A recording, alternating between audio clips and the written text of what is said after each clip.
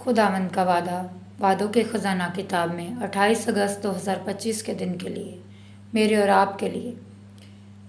पर मैं तो खुदा को पुकारूंगा और खुदावंद मुझे बचा लेगा। ज़बूर 55 और उसकी 16वीं आयत। हाँ, मुझे पुकारना चाहिए और मैं ज़रूर पुकारूंगा। मैं और क्या कर सकता हूँ? मुझे दगा दिया गया, मुझे तर्क किया गया, मैं गमज़दा हूँ, मैं परेशान हूँ। ऐ मेरे खुदावंद, मैं तुझे पुकारूंगा। मेरा सकलाज राख हो गया है और लोग मुझे संसार करने की बातें करते हैं, लेकिन मैं खुदावंद में अपने दिल को मजबूत करता हूँ, जो इस आजमाइश में से मुझे निकाल ले जाएगा, जैसे उसने मुझे बहुत सी आजमाइशों से निकाला है। यहोवा मुझे बचा लेगा। मुझे यकीन है कि वो मुझे बचाएगा। खुदावंद ही मुझे बचाएगा, कोई दूसरा नहीं। मुझे किसी दूसरे मददगार की ख्वाहिश नहीं, और अगर मिले भी तो मैं गोश्त पोस्त के बाजू पर भरोसा नहीं करूँगा।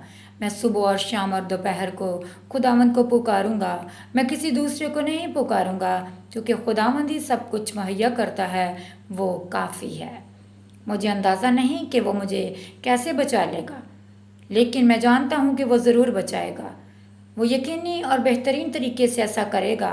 वो नहायत वसी पैमाने पर मुझे बचाएगा, नहायत कीमती और नहायत जामिया मफहूम में ऐसा करेगा।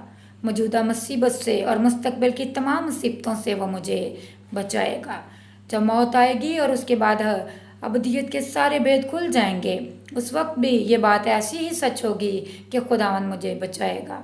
मौजूदा पतझड़ के पूरे मौसम में यही मेरा गीत होगा। क्या ये हयात के दरख्त से फल की मानम नहीं है? मैं उसे खाकर से रहूँगा। ये मेरे मुँह में कैसा लजीज है। आमीन।